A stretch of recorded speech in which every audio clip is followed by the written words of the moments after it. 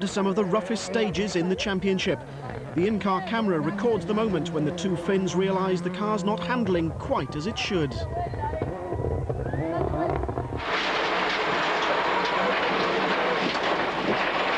course of long bad left and very long bad right. 50 up. Long easy left. 70 fast left. Hävis vedo. Joo, over crest joo. Takana on jotain vikaa. Joo, ei. No 70 easy left. Burns had broken the rear suspension, Kankkunen the front. Despite being able to limp through stage 16, losing 14 minutes in the process, Kankkunen and Juha Repo were faced with an almost identical situation to that which had confronted Richard and Robert just one stage before.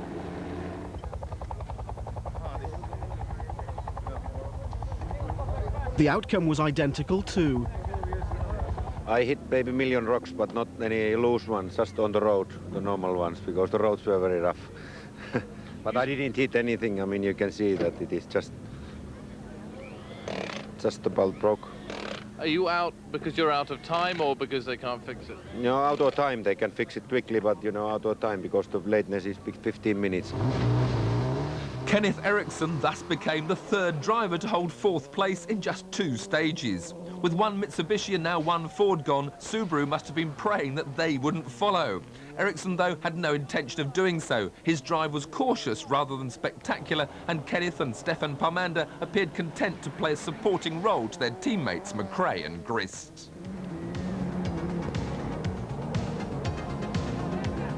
Meanwhile, in Formula 2, a 4-car battle was going on. The Seat of Oriol Gomez was 12th overall. The little Skoda of Pavel Sibera was 11th. Sibera's teammate, Emil Treiner, had already retired. And a similar fate awaited the Renault Clio of local hero Gabriel Reyes on the final day. So it was left to Finland's Harry Rovanperä to pick up the two-wheel drive honours, finishing 8th overall in another Seat Ibiza.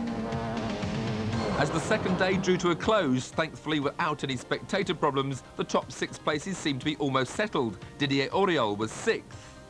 Marcus Gronholm was 5th in another Toyota, one of 2 Finns in the top 5.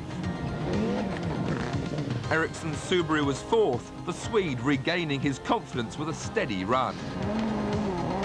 Sainz in the sole surviving Ford Escort was 3rd. The bumpers were holding, but the speed just didn't seem to be there.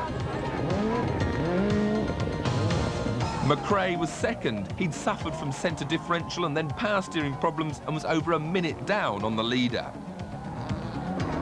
Mäkinen's tactics had paid off. He'd take an almost unassailable lead into the 3rd and final day. Did anything go wrong at all today, or was it the perfect day in rallying? Very perfect. Cole, there's a minute now between you and Tommy. Is that too much, do you think, to make up on the last day? Yeah, I mean, it's too much, of course. He's been going quicker all day, really, apart from one stage, so there's nothing I can do about it now. I've had some problems with the car as well today. What sort of problems? Centre diff problem, and then the power steering packed up for one stage, so I think it's going to be Tommy's event. Well, I think, you know, he's got quite a lead, a minute 2 seconds and 80 kilometres of stage to go. You know, he's pretty relaxed and the car's in good conditions, so it's up to Tommy. He knows exactly what he's got to do. With over 8.5 minutes spanning the top 5, it looked unlikely, to say the least, that we'd see a repeat of the dramas of both the last 2 rounds of the championship. And so to the final day's 5 stages to the south of Cordoba.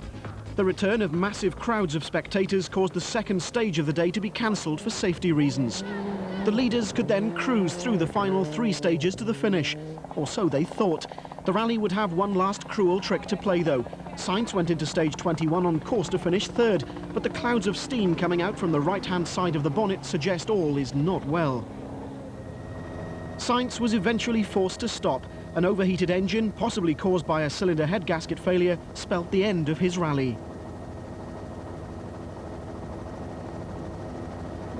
As Eriksson passes, taking 3rd place, the look on Sainz's face says it all.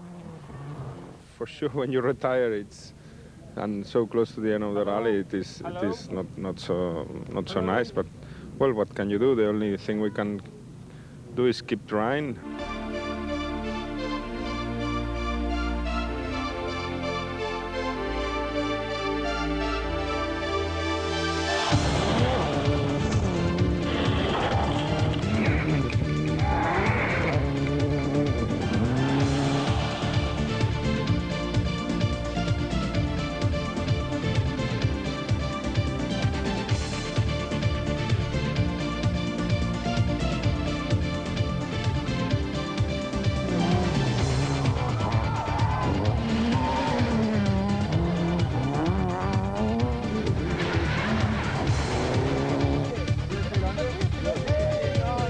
Sorry, we are a private conversation.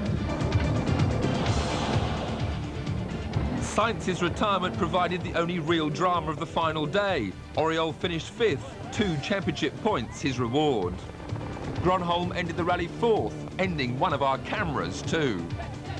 Ericsson's 3rd place must have come as something of surprise. 4 points were a welcome boost to both his and Subaru's championship campaign.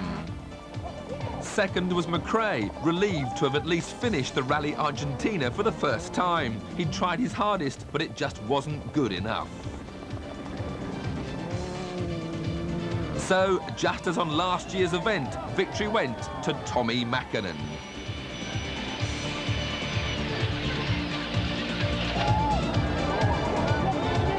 Mäkinen might have won by over a minute, but his unblinking concentration never wavered.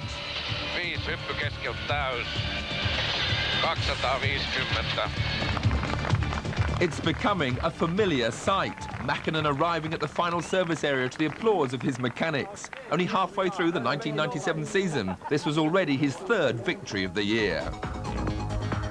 And a conclusive victory at that. 1 minute and 1 second Tommy's winning margin, with the rest of the top 5 spread out over 14 minutes.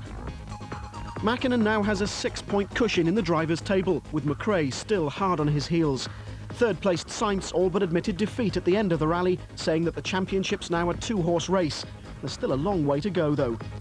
Confirmation that with 10 points apiece, the Rally Argentina hasn't altered the gap between Subaru and Mitsubishi in the championship for manufacturers.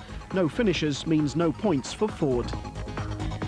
2nd place isn't ideal for the championship, but I mean, it's not a disaster either. We're 6 points behind Tommy now, and still got a lot of gravel events to go that have suited me in the past, but I think we need to do a bit more work with the car. We came here, you know, hoping to win and with the intention of winning, and we've had that pressure on us, but it seemed to have been on the management more than it's been on Tommy. Enough number of those twistier stages makes it easier for us, and yesterday we had so brilliant good day, and we could do today much easier. With 30,000 spectators packed into Cordoba's football stadium to see the finish ceremony, the champagne fight was popular, if a little one-sided. The championship next returns to Europe for the Acropolis Rally in Greece, scene of last year's thrilling last-day battle between McRae and Mäkinen. Tommy lost that contest and will be out for revenge this year, but Ford's 2-car team of Sainz and now Kankkunen, who've both won twice in Greece, may well have other ideas.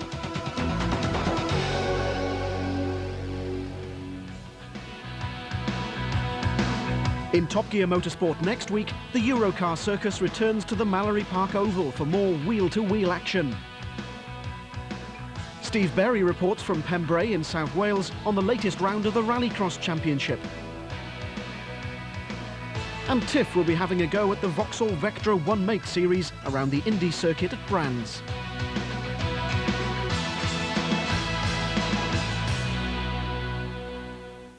This BBC Top Gear video includes highlights from all 5 rounds of the 1996 British Rally Championship, and it's available now.